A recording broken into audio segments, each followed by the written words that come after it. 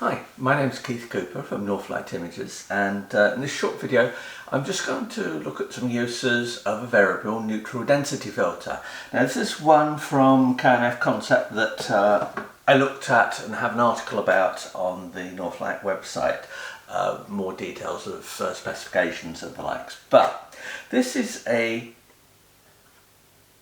well sealed box. Press the button, it opens up. This is a coated variable filter. Its density, so how much light it stops, varies between ND2, which will give you 1 stop reduction, to ND32, which will give you 5 stops reduction.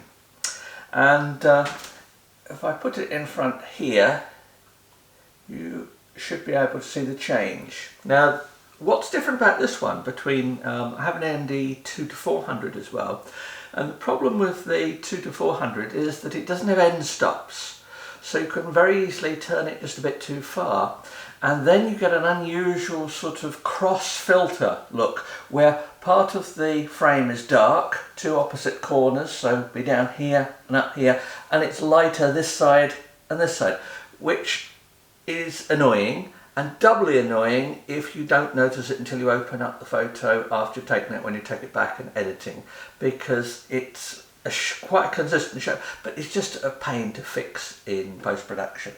But this is, say, 82mm lens, nice solid metal.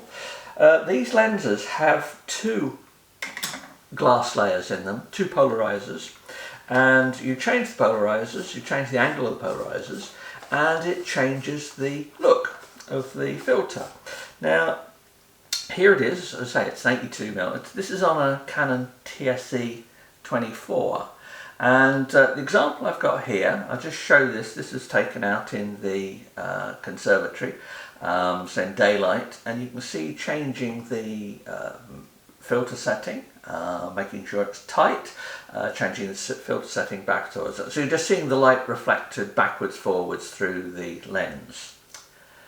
Now, one of the problems with if I use a filter like this on a DSLR is that any form of polarization on the front messes up the metering, so you have to work manually when you're doing stuff like this.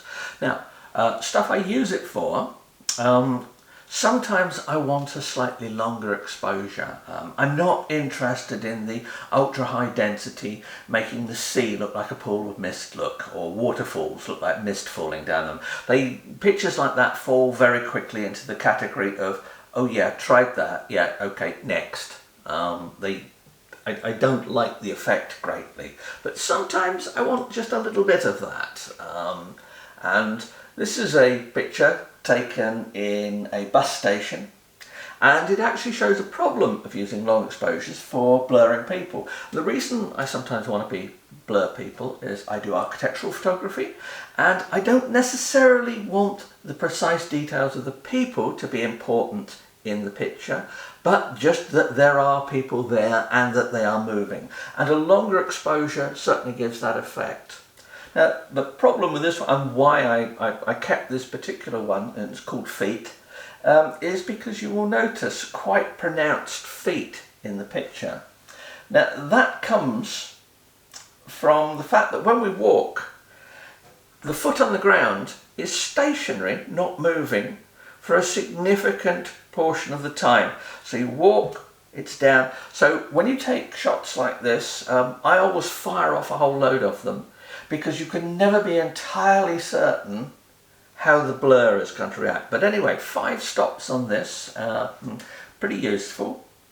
It's good filter, hasn't got any thumb marks or any dirt marks on it, it cleans pretty well.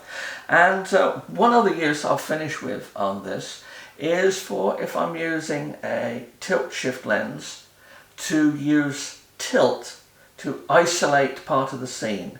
Now, due to current restrictions, I've not been able to go out and just sort of take pictures indoors in places and, you know, whatever. But this is outside, and I've used full tilt on this 24mm lens at f3.5 in daylight, and I've got full tilt on this lens, and tilt is to the right, and I can change the neutral density to allow me to change the shutter speed while I'm shooting video. Now, I don't do video professionally, but this is another use for ND filters. It's also used for if you want to use tilt-shift lenses fully wide open to get the narrow depth of field and to place the depth of field very precisely in the frame. Now, it also happens that if you're shooting video, it allows you to use longer exposures. So I've got a shot here of the difference between shooting at a 40th of a second shutter speed and shooting at a 400th of a second. So at a 400th of a second, you get a sort of stuttering effect.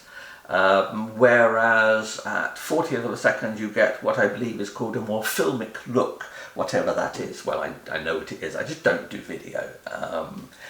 I know some great people who do video professionally, and sound, because sound matters, but I don't. I'm an architectural photographer, so I tend to use this for getting slightly longer exposures in brighter light. Now, you can use it also if you want to use a bit of fill-in flash and you can't manage the synchronization speed of the shutter. There's a mismatch there. But anyway, these are well-known tricks of using filters, but this is quite a nice variable one. And let's say, have a look on the Northlight Images website. I've got lots more little articles about things like this, different aspects of photography, how I use them and things. And I tend to just cover stuff that I use in the course of my actual photography. So there we go. Please subscribe to the channel if you find it interesting. Ask questions, whatever. I'm always happy to answer questions on these. So thank you very much.